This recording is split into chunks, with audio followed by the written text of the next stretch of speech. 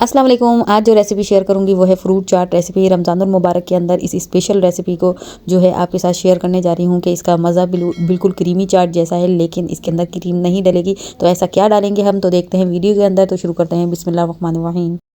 सबसे पहले ले लीजिए एक पैन और पैन के अंदर डाल दीजिए 1/4 कप पानी। और इसके बाद हम इसके अंदर शामिल करेंगे तकरीबन 3 खाने के चम्मच चीनी के। चीनी को इसके अंदर इतना पकाना है कि चीनी का एक एक दाना घुल जाए।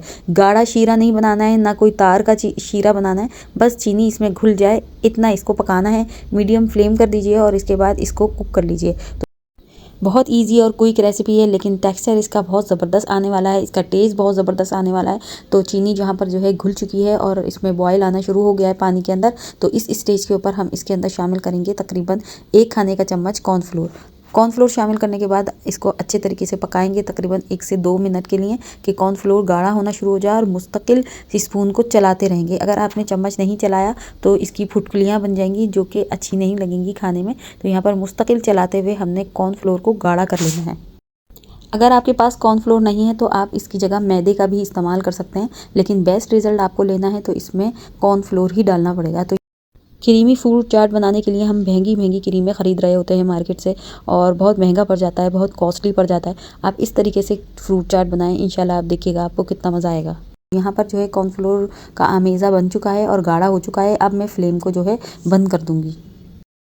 फ्लेम बंद करने के बाद मैं इसमें मज़ीद एक चीज़ और शामिल करूँगी जो इसके टेक्सचर को क्रीमी कर देंगे। तो यहाँ पर मैं शामिल करने जा रही हूँ तकरीबन 2 से 2.5 टेबल स्पून जो है सूखे दूध के। तो यहाँ पर मिल्क पाउडर डालने के बाद हमने इसको फ़ौरन से चलाना है और इसको भी कॉर्नफ्लोर के आमेज़े के साथ जो है हल कर लेना है। फ्लेम याद रहे मैंने बंद कर दिया है, और फ्लेम बंद करने के बाद ही आपने सूखा दूध डालकर और इसकी मिक्सिंग करनी है। तो ये इस तरीके से इसको मिक्स करने के बाद जो है मैंने जो है मुकम्मल तौर पर इस आमेज़े को ठंडा कर लेना है, ताकि हम अपनी फ्रूट चाट के अंदर इसको शामिल कर सकें। फिर इसके अंदर शामिल कर दीजिए ये ठंडा किया हुआ आमेज़ा, जो कि मैंने मुकम्मल तौर पर ठंडा कर दिया है। अगर आप इसे गरम गरम डालेंगे तो ये फ्रूट को काला कर देगा। इस बात का ख्याल रहे कि आमेज़ा जो है क्रीमी आमेज़ा जो है बिल्कुल जो है ठंडा होना चाहिए। तो इसको इसमें शामिल करने के बाद मज़ीद इसमें कुछ मसाले शामिल करेंगे फ्रूट चाट के अंदर, जो कि आपको पसंद हो वो भी शामिल कर लीजिए। लेकिन मैं यहाँ पर शामिल करूँगी आधा चाय का चम्मच नमक, और आधा चाय का चम्मच ही मैं इसके अंदर शामिल करूँगी चाट मसाला।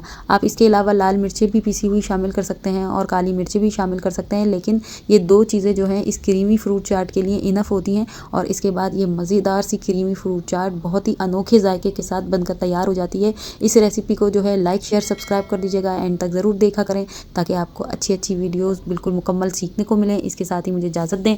अल्लाह हाफिज़।